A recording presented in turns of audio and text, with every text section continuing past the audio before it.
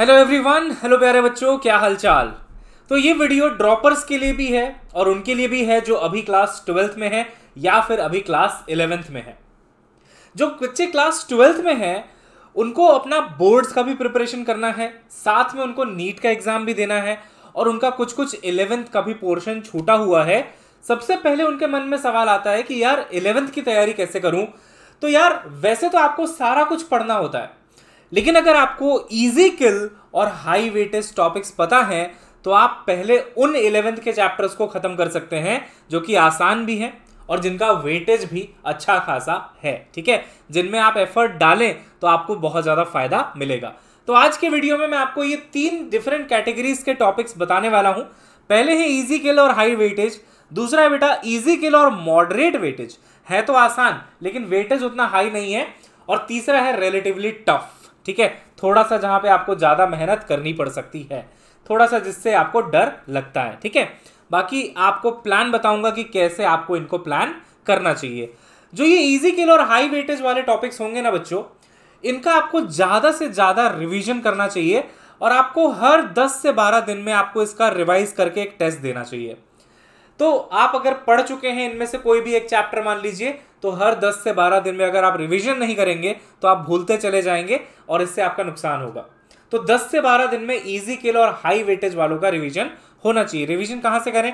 तो आप class notes पढ़िए, जो भी डीपीपी आप लगाते हैं, जो भी बुक आप लगाते हैं वो आप लगाइए, जो मैं सुपर 100 क्वेश्चंस करवा रहा हूं आजकल वो आप सॉल्व करिए। ये रिवीजन का पार्ट रहेगा। जो मॉडरेट वेटेज वाले हैं, है तो इजी किल लेकिन मॉडरेट वेटेज वाले हैं, इनका रिवीजन एटलीस्ट 20 दिन में करिए। आप 20 डेज में एटलीस्ट आप रिवीजन करिए। तो ऐसा करने से इनके ज्यादा से ज्यादा रिवीजन हो जाएंगे, सेकंड नंबर में इनके रिवीजन हो जाएंगे आपके। और जो रिलेटिवली टफ है ना, उनमें मेनली अभी मैं आपको टॉपिक्स बताऊंगा, मेनली प्रैक्टिस से ही आपको हेल्प मिलेगी। तो इनमें आप डायरेक्टली सिर्फ और सिर्फ प्रैक्टिस पे ध्यान दे सकते हैं। थ्योरी रिवीजन इसमें ज्यादा होता नहीं है, थोड़े बहुत फॉर्मूले होते हैं, ज्यादा थ्योरी रिवाइज करने के लिए नहीं है। ऐसे चैप्टर्स मैंने यहाँ पे डाले हुए। ठीक है, तो स्मार्टली आपको इसको प्लान करना पड़ेगा। जैसे कि रोटेशनल मोशन इसमें एक चैप्टर है, तो उसमें मोमेंट ऑफ इनर्शिया से क्वेश्चन आता है, उसमें एंगुलर मोमेंटम कंजर्वेशन से क्वेश्चन आता है, रोलिंग से क्वेश्चन आता है।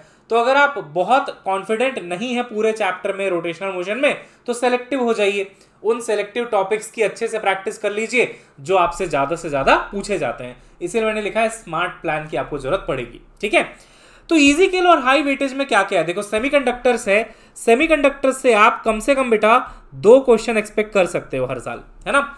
मॉडर्न फिजिक्स से 4 से 5 क्वेश्चन आ जाते हैं। ऑप्टिक्स, वेव और रे दोनों मिला दे तो 3 क्वेश्चन तक आ जाता है। थर्मल फिजिक्स तो मॉडर्न फिजिक्स को भी बीट कर चुका है, 5 से 6 क्वेश्चन तक देखे गए हैं यहाँ से। ग्रेविटेशन से चलो मिनिमम 1 तो आना ही चाहिए आपके एग्जाम में, है ना, और आसान है इसलिए इजी किल और हाई वेटेज में रखा हुआ है इसको।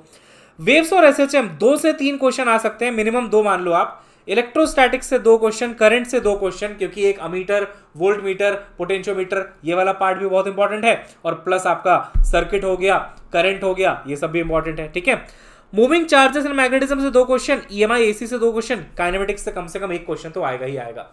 तो ये जो हाई वेटेज मैंने बनाया है, इसी को अगर आप बहुत अच्छे से बार बार रिवाइज करते हैं, हर 10 दिन में अगर आप रिवाइज करते हैं, तो आप कितने मार्क्स ला सकते हैं पता है आपको? मैं जोड़ के बता देता हूं आपको, है ना। तो 5 और 2 7, 7 और 3 10, 10 और 6 16, 17 18 19 20 21 22 23 24 25 26 27 28 से 30 क्वेश्चन आप सिर्फ यहीं से सॉल्व कर सकते हो।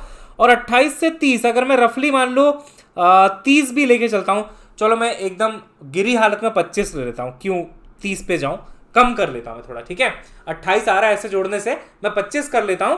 तो अगर आप 25 × 4 करते हैं तो आपको 100 नंबर का तैयारी सिर्फ और सिर्फ इजी किल हाई वेटेज से हो जाती है। और ये मिनिमम है, ये 100 से 120 हो सकता है, क्योंकि अगर 30 क्वेश्चन आ गए तो 30 × 4 120 तक भी ये जा सकता है। तो 100 से 120 नंबर तो आपको सिर्फ और सिर्फ यही चैप्टर्स आपको दे देंगे। ठीक है, तो जो बच्चे अभी तैयारी कर रहे हैं और जिनको ये लगता है कि यार मुझे पहले इजी किल और हाई वेटेज वालों को कर लेना है ताकि मैं इनका रिवीजन अच्छे से कर पाऊं, तो आपको मैंने टॉपिक्स का नाम बता दिया। कैटेगरी 2 में यानी कि इजी किल तो है लेकिन वेटेज थोड़ा सा कम है, इसका थोड़ा कम रिवीजन भी चल जाएगा। 20 दिन में रिवाइज करोगे तो भी काम चल जाएगा। कैपेसिटर है, सर्कुलर मोशन है, collision centre of mass, EM wave है, यूनिट्स एंड मेजरमेंट है, मैग्नेटिज्म एंड मैटर है, एंड सॉलिड्स है। ठीक है, अब इसका मतलब ये नहीं कि ये सब छोड़ के जाना है। जैसे आपको पता होगा तो यूनिट्स एंड मेजरमेंट से लगभग हर साल 1 से 2 क्वेश्चन आ ही रहे हैं, बल्कि मेरा तो मन था इसको कैटेगरी 1 में डाल देने का, लेकिन थोड़ा आसान ज़्यादा है ना, ज़्यादा कुछ इसमें है नहीं, तो मैंने इसको कैटेगरी 2 में रखा है। कम रिवीजन से काम चल जाता है, इसलिए कैटेगरी 2 में रखा हुआ है। अदरवाइज वेटेज वाइज ये बहुत बढ़िया चैप्टर है ना, आसान भी है और वेटेज भी अच्छा खासा है, बट आप कम रिवीजन करेंगे तो भी आपका काम हो जाएगा। तो मैं ये बिल्कुल नहीं कह रहा हूं कि सिर्फ कैटेगरी 1 करके चले जाओ, कैटेगरी 2 कैटेगरी 3 छोड़ दो। मैं ये कह रहा हूं कि कैटेगरी 1 का आप ज्यादा से ज्यादा रिवीजन करके जाओ। Every 10 to 12 days in topics का रिवीजन होना चाहिए जो आपने पढ़ रखा है।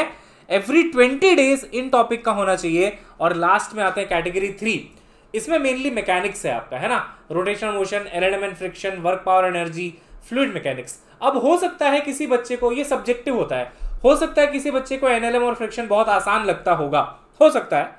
मैंने इसीलिए लिखा है रिलेटिवली टफ, क्योंकि मैकेनिक्स में कई बच्चे थोड़ा मुसीबत सा फील करते हैं।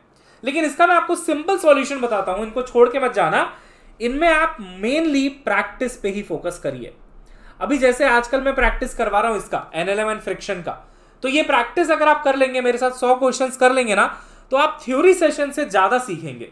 थ्योरी सेशन में मैकेनिक्स में बहुत ज्यादा सीखने को नहीं मिलेगा, प्रैक्टिस जब आप करोगे बहुत कुछ सीखने को मिलेगा।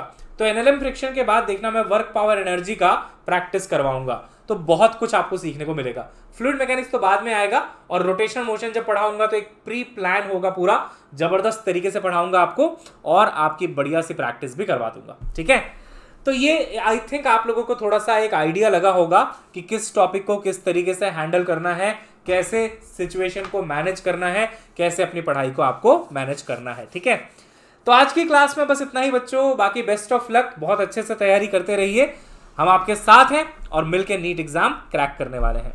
चलिए मिलते हैं नेक्स्ट क्लास में, तब तक के लिए bye bye, have a nice day, see you soon, bye.